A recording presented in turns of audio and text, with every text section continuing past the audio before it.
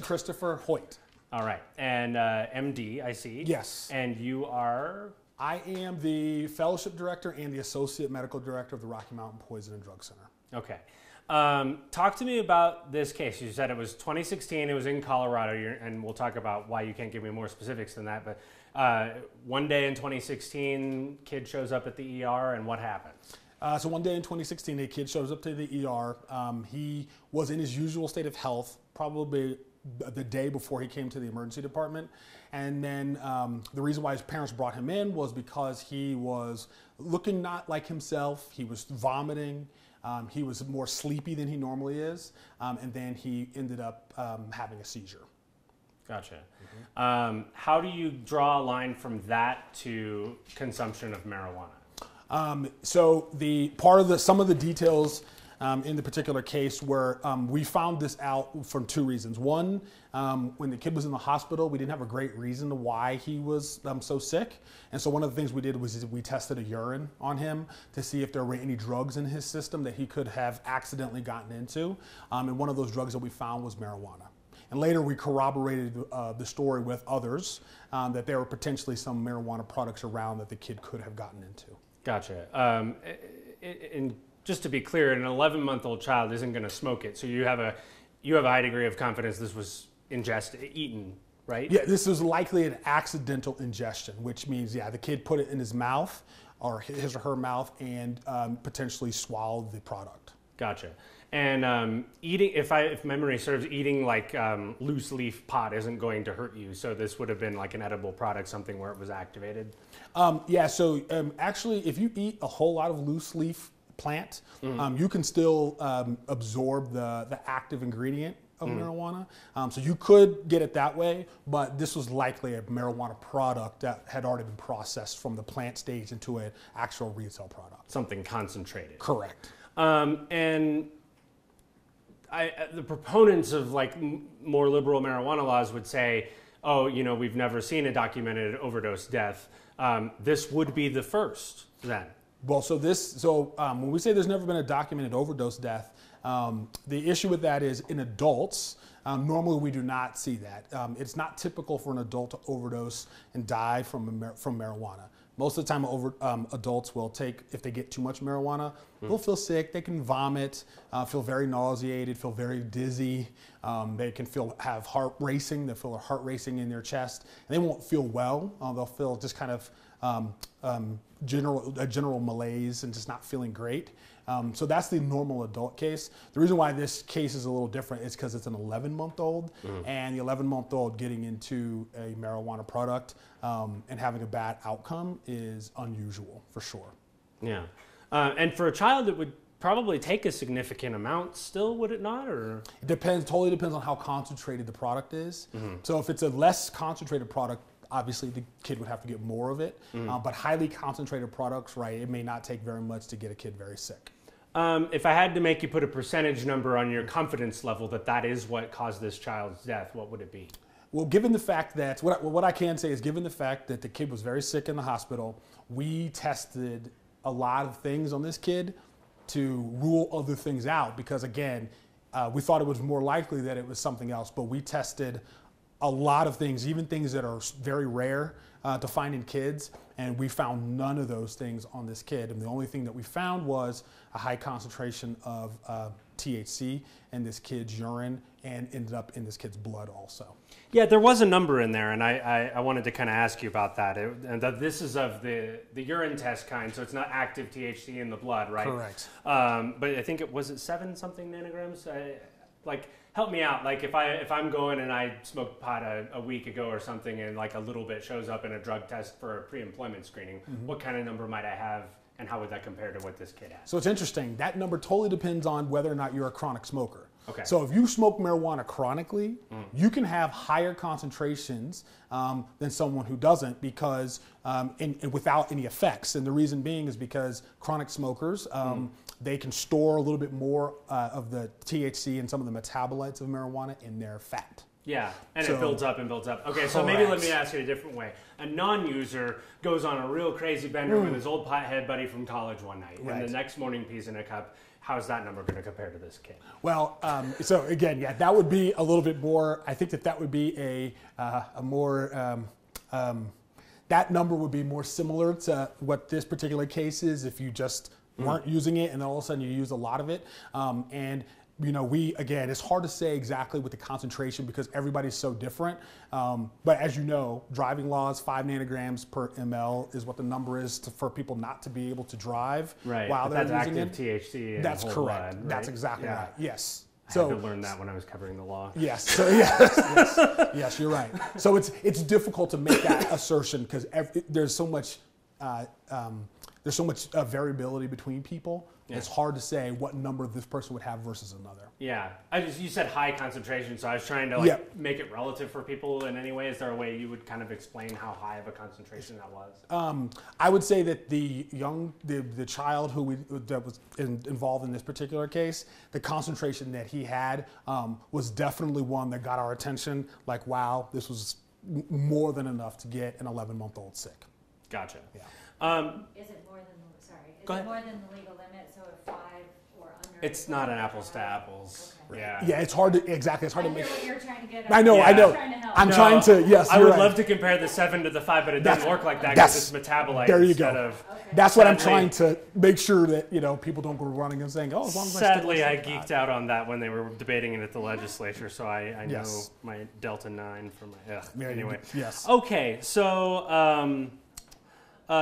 Is there any other possible explanation for the heart damage that you found? So we checked many different things. We checked for infectious causes. We checked for other drugs. We checked for. We also checked for if it was just regular old heart damage to to this kid's heart for some reason, and we found none of those things. The only thing that we found was marijuana, high concentrations of marijuana in his blood, and that's the only thing we found. So known causes of myocarditis, you looked at all of them and ruled them all out? We ruled out we ruled out actually common causes of myocarditis as well as uncommon causes of myocarditis, and we found none of those in this child. All right. If I could get you now to reach down and grab the heart and show me kind of what this kid's heart looked like the best you can, or what was the damage, I guess? So before I do that, so myocarditis is nothing but, so this doesn't actually have it on here, but the epicardium, so there's a sac around your heart called, there's a pericardium around your sac that's outside of the epicardium, which is the actual, when you start layering in the heart muscle, the pericardium that's around the heart becomes really inflamed, and then there's fluid that builds up on the inside of that sac, and sometimes it doesn't allow the heart to fully expand and beat like it's supposed to normally. Gotcha. Yeah. So it's not really inside the heart; it's the the outer muscle. Well, it's the muscle, so it's not on the inside, the chambers and all that. It's the outer lining, and then it's also the muscle. The actual heart muscle itself becomes inflamed. How extensive is the damage? Like in this case, is there a way to sort of help me understand that?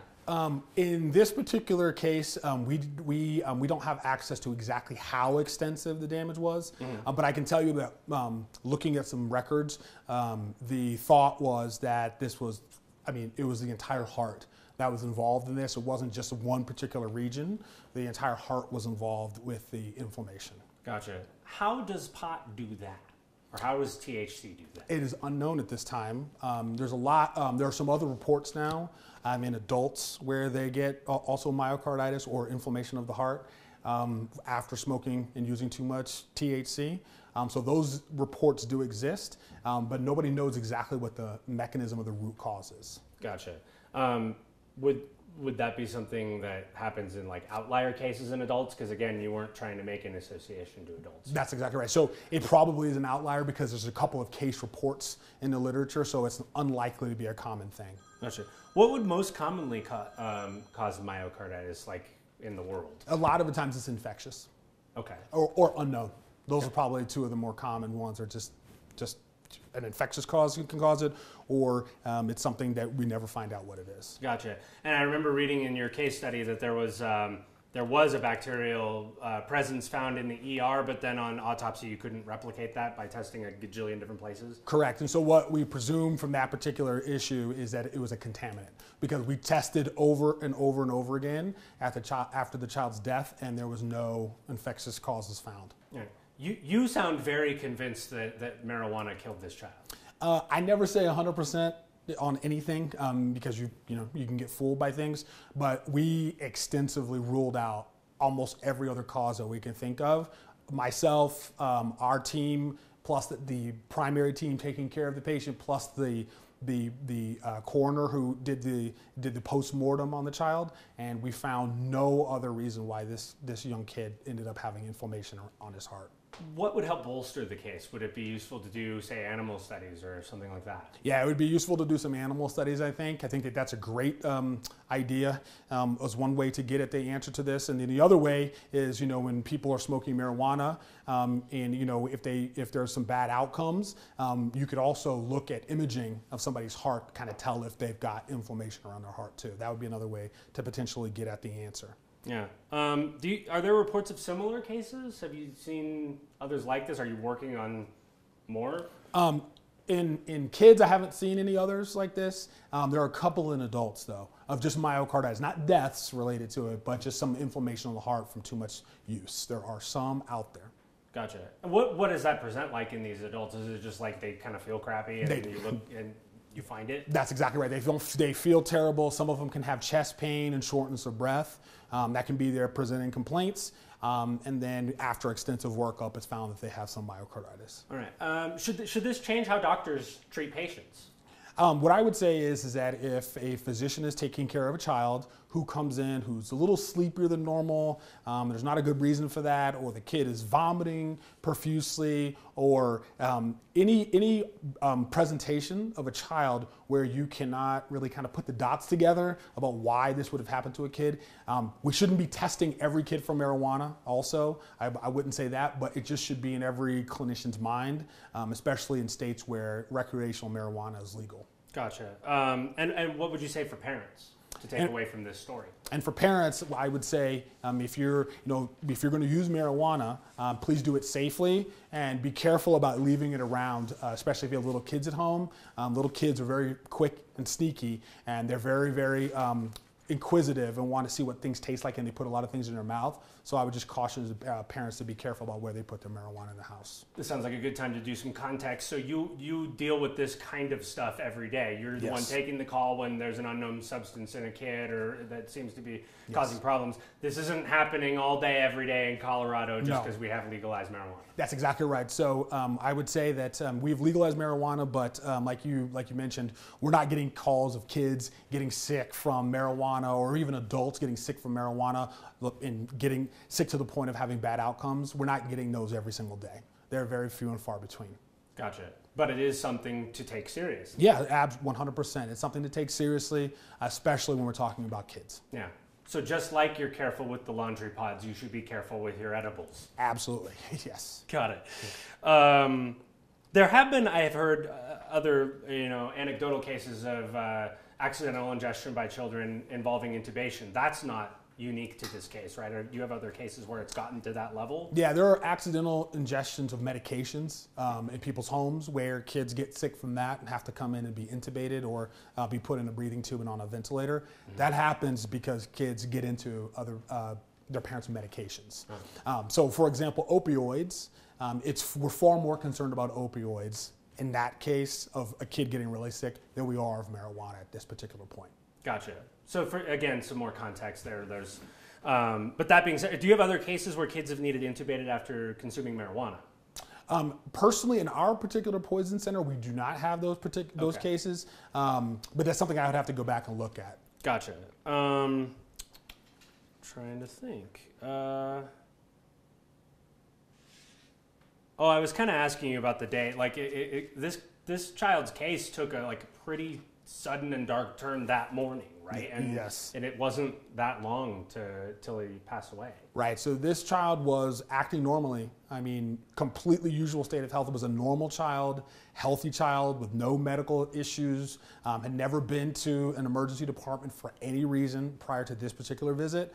And then the kid started getting sleepier and sleepier at home, vomiting, had a seizure. So the parents brought the kid to the emergency department. And the child, after the child had the seizure, the child got worse from that particular standpoint, and the kid never really got better, and just one thing led to another, and the kid ended up, the heart stopped, and the kid stopped breathing and died. There are some unknowns in this case too that you mentioned in Yes. there. Like for instance, you don't know how much of what the kid ate. That's exactly right. Correct. We do not know. We have no way of knowing exactly when or how much or what product the kid got into. Yeah. But we just know that we tested several times, and we know that the kid had THC, high concentrations of THC in his blood and his urine. Eric, do you have anything? Like, as a patient, what's it like to die from myocarditis? So most Is people... it like a heart attack?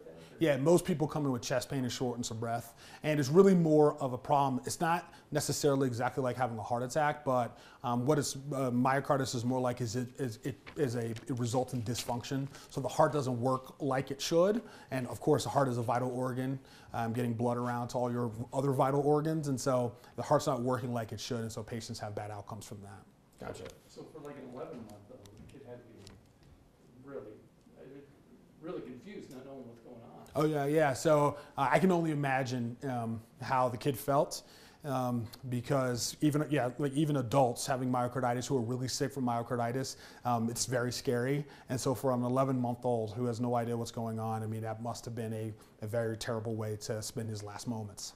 Yeah, he was pretty out of it by the time doctors got to him. Oh yeah. So by the time the kid had the seizure, he was probably so, his level of consciousness was probably so low at that particular point that, he may not have known anything that was going on at that particular point.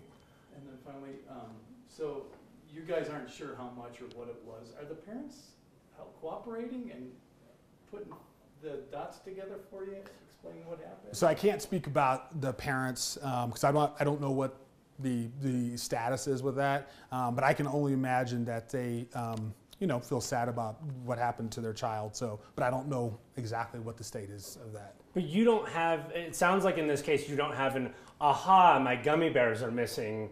It was in the house, and that you connect the dots, and correct. Where else could the kid have gotten it? Right. So it's the child was normal. The child didn't leave the house between being normal and being sick.